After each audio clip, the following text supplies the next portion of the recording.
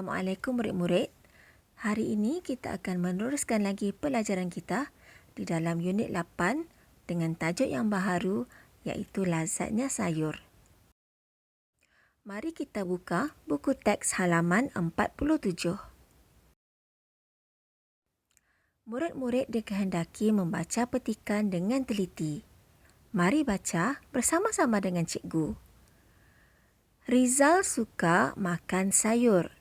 Sayur ada vitamin dan garam mineral. Gigi Rizal kuat kerana selalu makan sayur.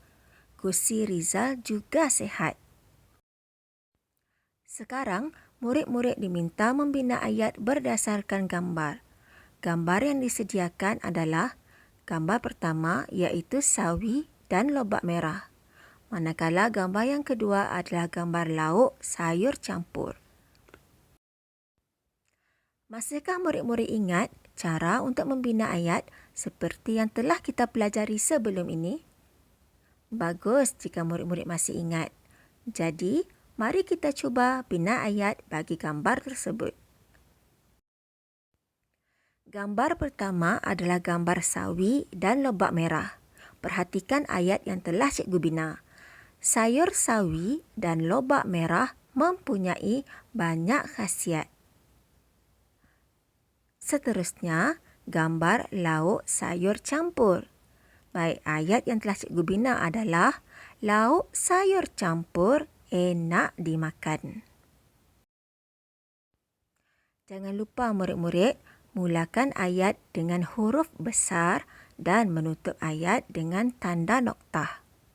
Jangan lupa juga untuk pastikan mengenal pasti apakah objek yang ingin kita ceritakan di dalam ayat bagi memudahkan murid-murid membina ayat yang baik. Seterusnya, mari kita pelajari tajuk kedua kita pada hari ini iaitu tembikai. Murid-murid boleh membuka buku teks halaman 48. Perhatikan teks dan baca dengan teliti.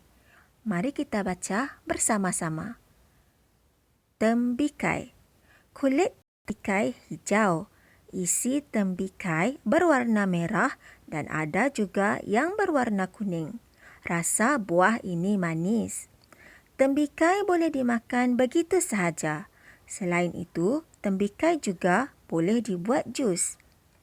Tembikai kaya dengan vitamin A dan vitamin C. Vitamin ini diperlukan untuk mencegah penyakit. Antaranya termasuklah sakit kepala dan penyakit kulit. Bagi aktiviti yang berikutnya, murid-murid diminta mencari maklumat daripada teks. Di dalam paparan ini terdapat satu peta yang mana murid-murid perlu mengisi maklumat yang diperlukan. Teks yang telah kita baca tadi telah dibahagikan kepada 3 kategori, iaitu rupa, cara makan dan khasiat. Jadi, murid-murid perlu mencari maklumat mengenai tembikai daripada rupa, cara makan dan khasiat daripada teks yang terdapat di dalam buku teks murid-murid. Baiklah, mari kita pergi kepada kategori yang pertama, iaitu rupa. Terdapat satu maklumat yang telah diberi, iaitu berkulit hijau. Jadi, murid-murid perlu mencari satu lagi maklumat supaya dapat memenuhkan ruangan maklumat tersebut. Murid-murid perlu mencari maklumat penting di dalam teks terlebih dahulu.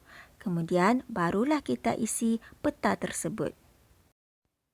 Ayat yang telah cikgu gariskan dengan garisan berwarna merah adalah isi penting dan maklumat yang sangat membantu untuk kita mengisi jadual tersebut. Setelah murid-murid mengenal pasti kesemua maklumat penting tersebut, barulah murid-murid boleh mengisi peta yang disediakan. Baiklah, bagi rupa, tembikai berkulit hijau dan isinya merah dan kuning. Bagi cara makan tembikai pula, ianya boleh dimakan begitu sahaja dan dibuat jus. Manakala bagi khasiat tembikai mempunyai vitamin A dan vitamin C. Sekiranya murid-murid tidak dapat mencari maklumat daripada teks, murid-murid tidak dapat membuat latihan ini. Pastikan murid-murid mengenal pasti terlebih dahulu dan mencari apakah isi penting yang diperlukan bagi setiap soalan. Baiklah murid-murid, jangan lupa untuk membuat aktiviti pengayaan di dalam buku aktiviti supaya murid-murid semua lebih faham tentang tajuk yang kita pelajari pada hari ini. Sehingga kita berjumpa lagi, jaga diri, stay home, stay safe.